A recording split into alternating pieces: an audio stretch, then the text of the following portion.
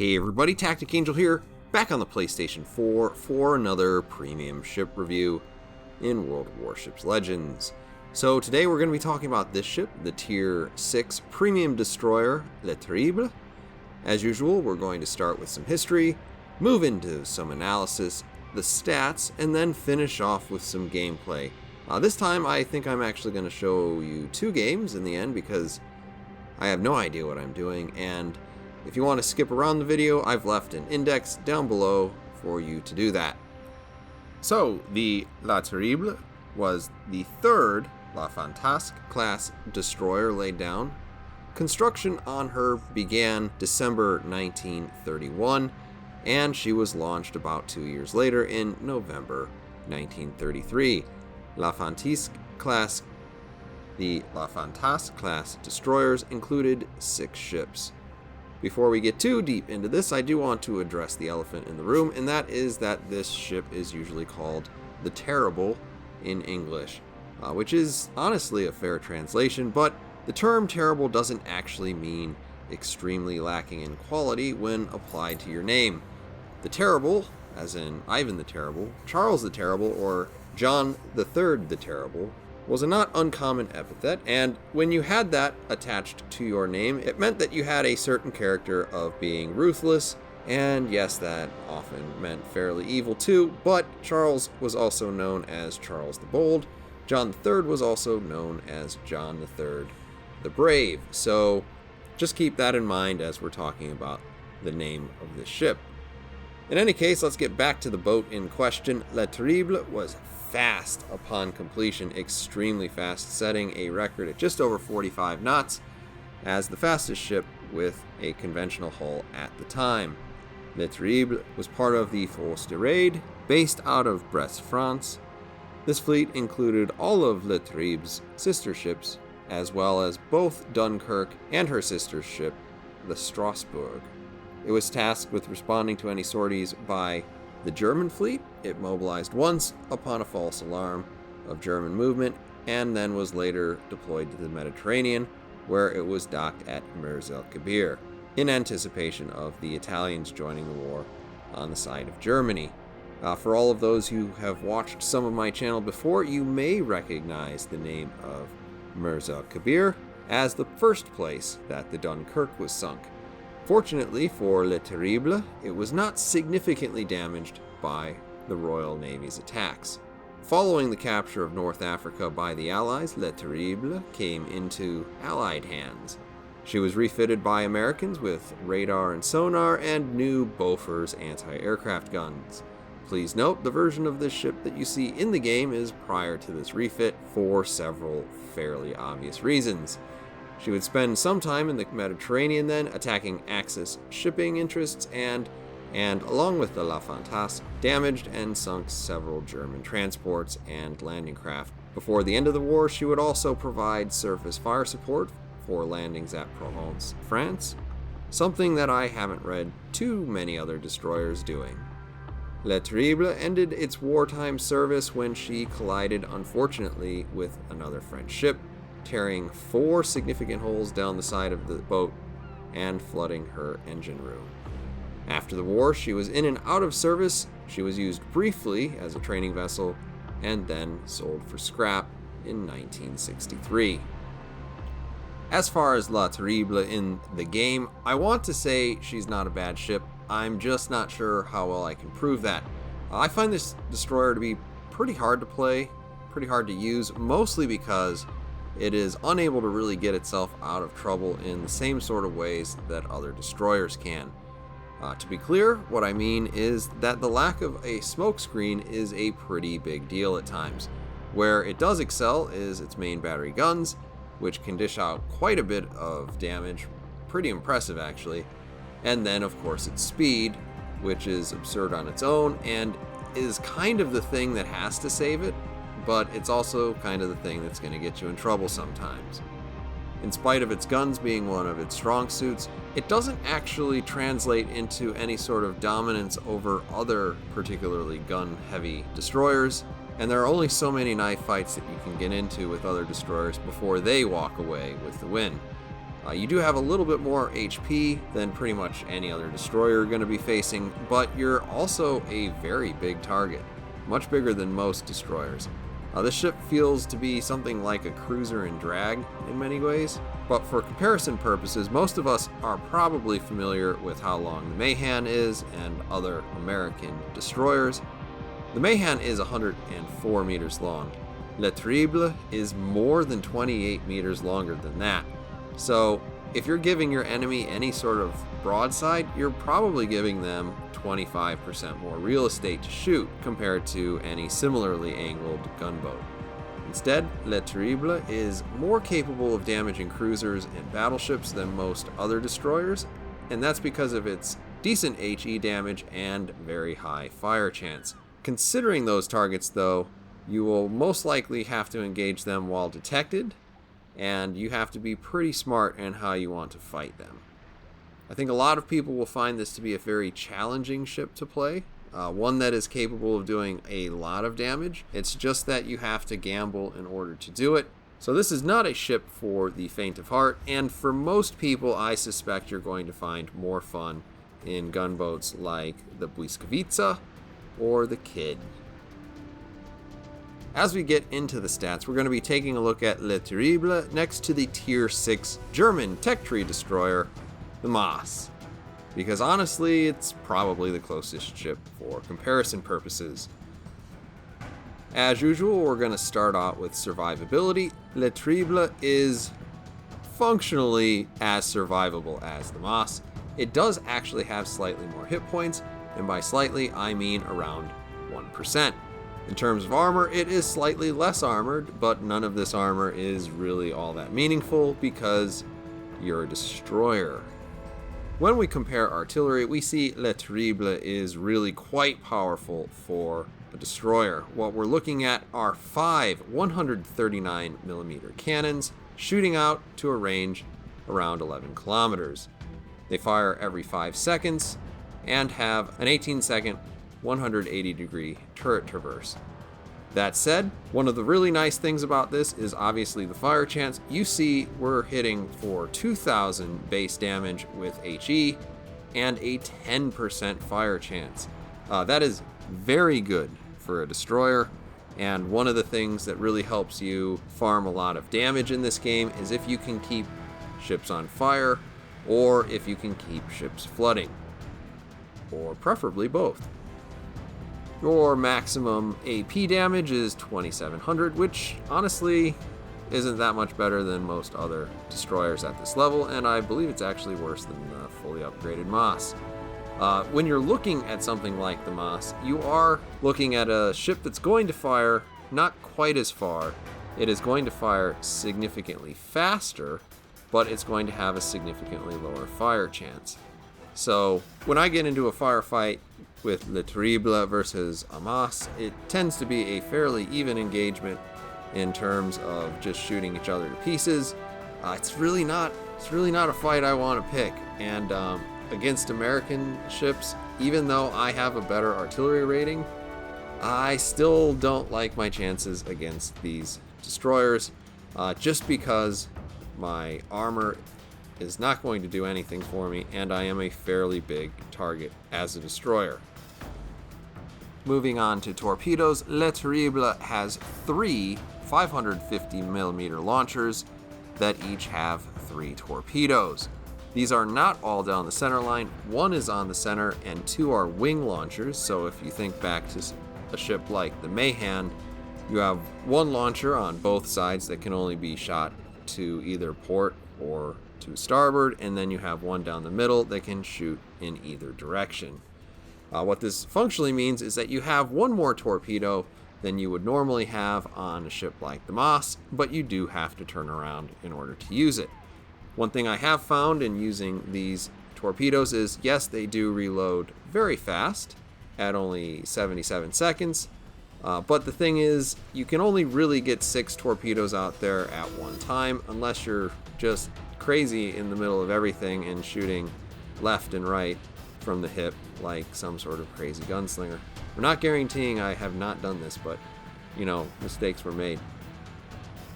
The torpedoes on Le Terrible are fairly powerful, doing 18,400 damage, but shooting out to only 8 kilometers. At 65 knots on their speed, they're not exactly fast, and they are not exactly slow.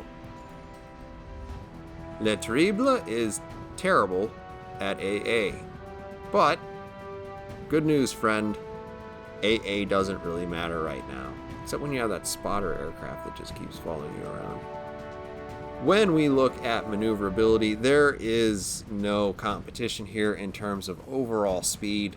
The Moss is not exactly slow at 38 knots, but at 44 knots, Le Terrible is the fastest destroyer in the game, actually managing to inch out even the Błyskawica in terms of its overall speed. It does pay for that a little bit in terms of its turning circle at 690. That's fairly wide, and the 4.7 second rudder shift that you see here is not exactly great for a destroyer either.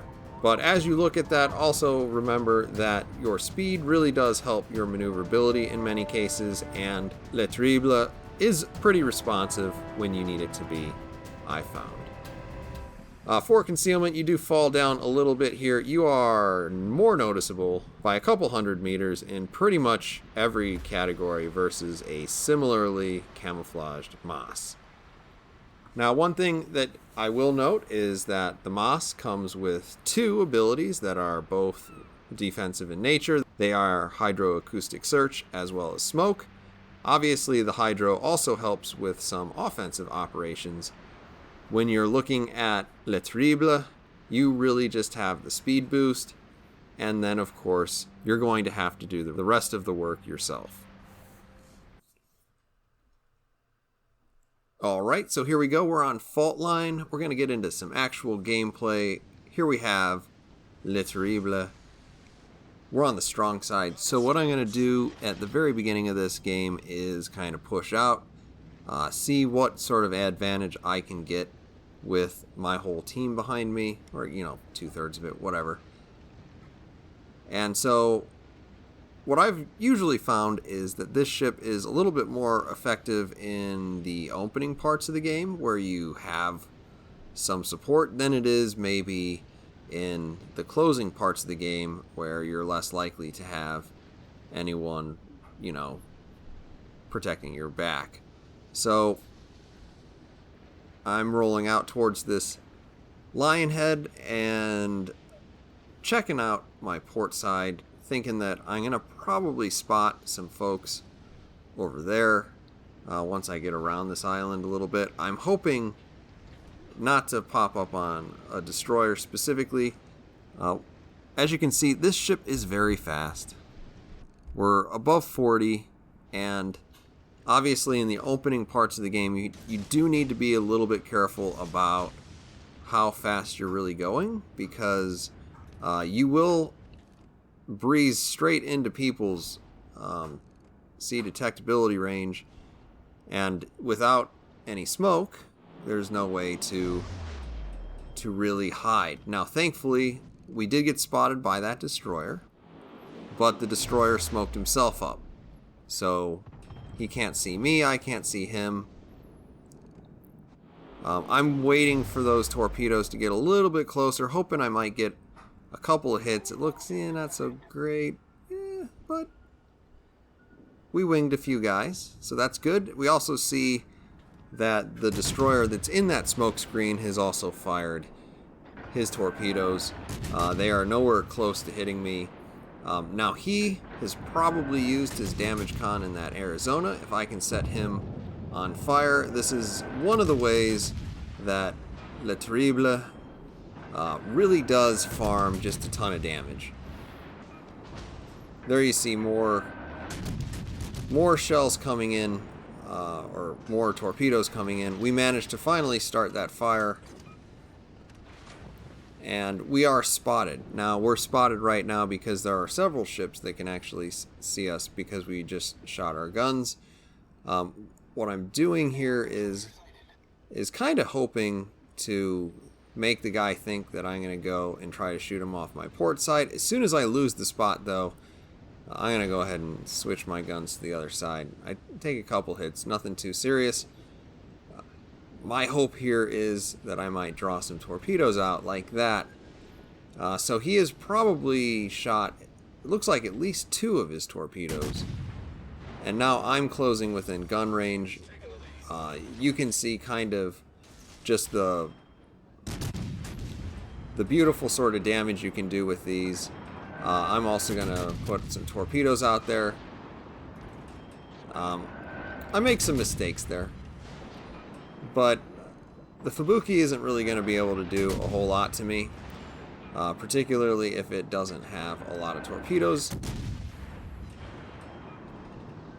That's not good.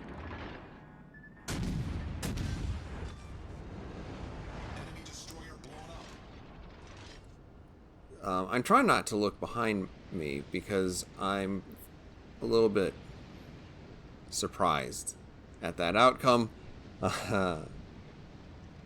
Sometimes it's best. Just believe. Just believe. So for the most part, that's 45,000 damage. We've been in the game for a very short period of time, but we've made a pretty significant impact on the enemy team, both in terms of burning that damage con at the beginning. We set another fire on that Arizona, and then of course we neutralized the threat caused by another destroyer, particularly one that was going to harass our battleship, or battleships I should say. Now unfortunately there's not a whole lot more that actually happens in this game. And that's kind of strangely the story I've had, at least with Le Terrible. It's a ship that definitely piles on to the winds, but when you find yourself all alone, it can feel like a struggle because you are down a couple of tools that are really kind of necessary to make for a really good destroyer.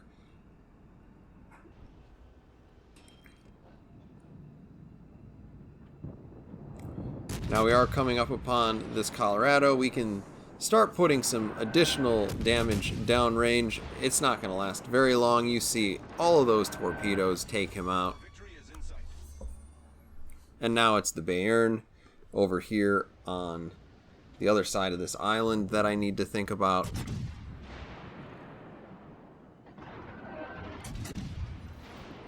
Now everybody has occasionally been trolled by their guns in terms of actually setting things on fire, in terms of dealing damage. You're not immune to that in this ship. Obviously you can see if you get a nice big hit in on some of these battleships, you can even do 2,500 damage with a salvo. But in situations like this, it doesn't feel great because, of course, we're not setting any fires. There you saw a little bit of active dodging. That's a thing that you kind of have to get in the habit of. Unfortunately, it's not super easy, and it's, I think, a little bit more of an art than a science. So we continue to shoot at the Bayern. We turn so that we produce a very narrow sort of profile, hoping that he'll shoot somebody else. He starts doing that. We're continuing to pelt him with HE. But this game is over, and we're probably not going to watch too terribly much of it more because there's just not a whole lot of point. And there you see we did walk away with the victory. Not an outstanding game by any stretch of the imagination. 56,000 damage. We come in at 2,300 XP. And we're just going to jump into the second game.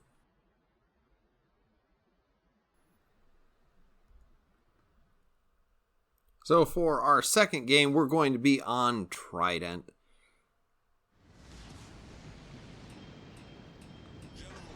And here we go. One thing I will say about the appearance of this ship, I really like its camouflage. I really don't like the big red numbers on it. So, you know, that's not a real important question about whether or not it's a good ship. There you see me testing out the torpedo angles. Obviously, one set of torpedo launchers on this boat shoots pretty significantly forward, very comfortable. The second kind of has a less advantageous forward arc, which forces you to torpedo people in different ways than maybe you're used to. What you're observing is a bit of indecision on my part as to whether or not I want to use HE or AP. It really all does depend on range. You definitely can Citadel cruisers if they're close enough to you. Now it looks like that New Orleans is sailing away now. This Iowa is still broadside, and he is a pretty juicy target in terms of maybe setting him on fire, maybe getting him to burn his damage con, because that will allow for further damage. We do, you know, in 2 salvos we've got 4,600 damage. Pretty good considering that's only around 6 seconds worth of being exposed. So we've pretty effectively stolen that damage. We do know that there is a destroyer somewhere around here because somebody was shooting those torpedoes, and it sure as heck wasn't the 2 ships that we were looking at. Trying to sneak some shots over this island, it's gonna work in terms of, you know, arching my shots. We see that the Iowa has burnt his damage con, so that's kind of a plus. If we can set him on fire again, that would be an even bigger plus for us. Fortunately, this is, he's not cooperating, but it doesn't seem to matter very much at all, does it? So we're gonna go ahead and we're gonna get out of here. We don't need to get into a destroyer duel just yet. Obviously, we've got 2 Kageros and a Mas on the enemy team. None of them are particularly strong gunboats, like very strong gunboats, I should say. They will all pose a pretty decent threat to me. They can do quite a bit of damage, and the Mas we already used for comparison purposes for Le Terrible, because of course they have a lot of similarities, not the least of which is that they have 5 guns with not particularly fast turrets. There you see just a wall of skill coming at my teammates. I would very much like to help them with that, but in this case I would have to chase down that Mas myself. And there we see a Kagero. Maybe I was wrong about the ship. It happens.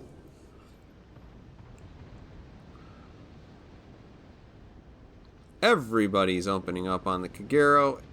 Kind of feels like he shouldn't last that long, but I'm going to guess that some of those shots were with AP instead of HE, because otherwise he would have taken just a ton of damage.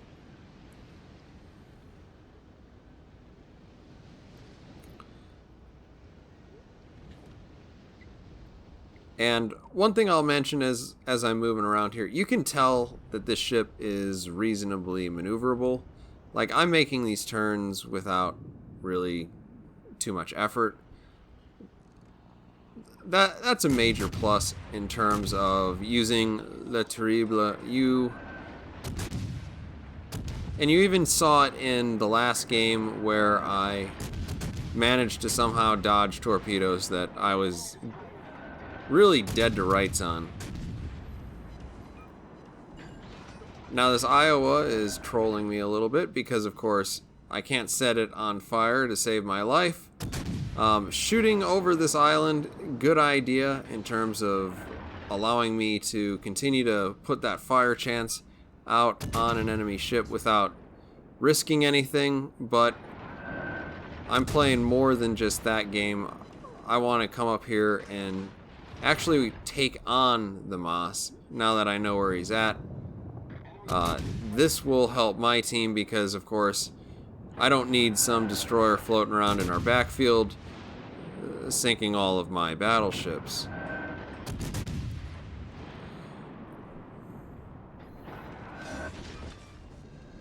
Our accuracy finally comes through. We do manage to sink the Moss.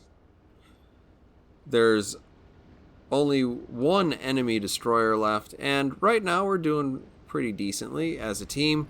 We are up one ship, and we are up 2 destroyers, which is kind of a big deal.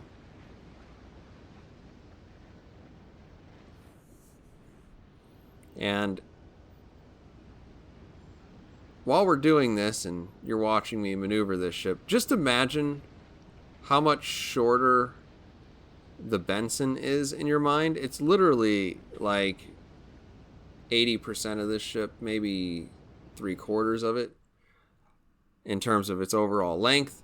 Le Terrible is a very, very long ship. But obviously nothing can hold a candle to this speed. Obviously if I hit speed boost, it's going to get even more absurd. We're going to get towards that 45 knots. And then maybe even faster if you want to actually devote some more commander's skills into moving quickly. I have not. I don't know that it's really necessary. I would probably go for more stealth if I had the option to do that. But I don't know. So over there we have an Iowa, and it looks like some flavor of German ship, the Scharnhorst.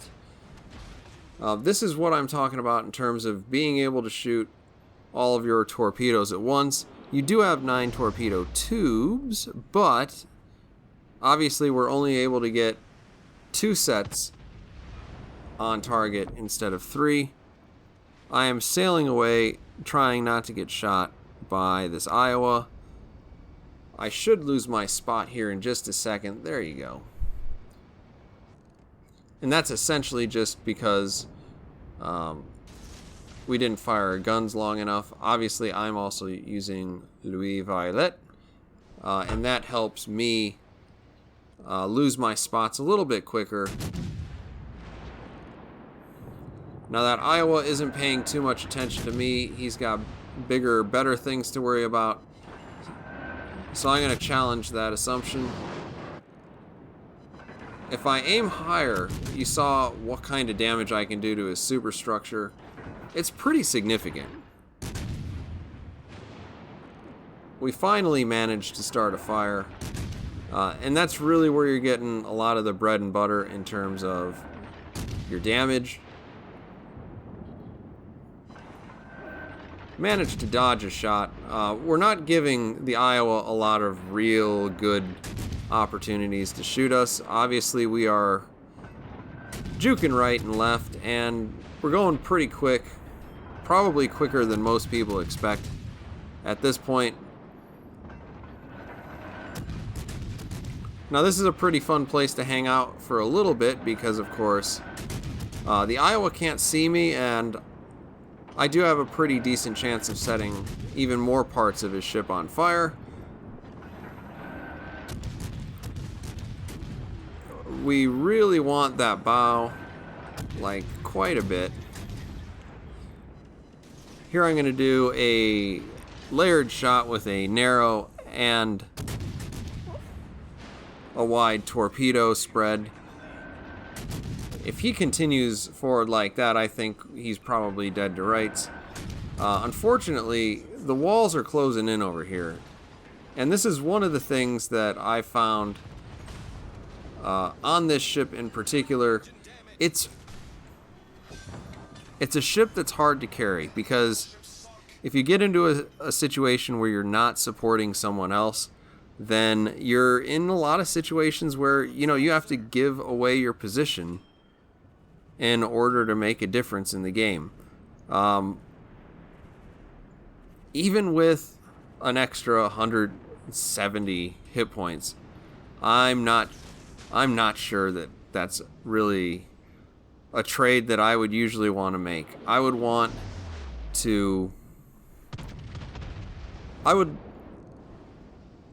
feel a lot differently about this ship if it had a smoke screen. Obviously it doesn't, and I don't think that complaining about it is going to change that. But when you get into trouble, it feels really hard to get out of it, and when you get into these carry situations, you're down a tool that normally would provide you with a little help in terms of doing damage to the enemy without taking a whole bunch of damage yourself. You know, now we're on fire. Things aren't going super well for old TacticAngel here.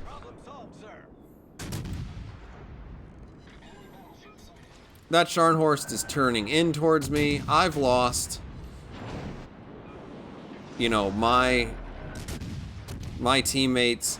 Kind of a profound collapse there. And there you see the Scharnhorst torpedoes coming in. And I want to tell you, I definitely dodged those. But it didn't seem to matter. I might have regretted if that actually went on a second or two more. Here we earn only 170,000. But we're going to finish up on the economic screen. I actually think this is a really nice screen if you're looking at whether or not this ship is worth it as a credit earner. Hopefully this information has been useful for you, though. Overall, Le Terrible, is it terrible? No. Is it for everyone? Definitely not. Also, obviously we did a pretty phenomenal amount of damage in this game, but I've had a lot of games end like this where I'm in the 100,000 damage range, sometimes 80, sometimes higher, and it just is really hard to make it happen with this ship. In any case, thank you everybody for watching. I hope you found this review to be useful and enjoyable. I'll see you guys on the next one.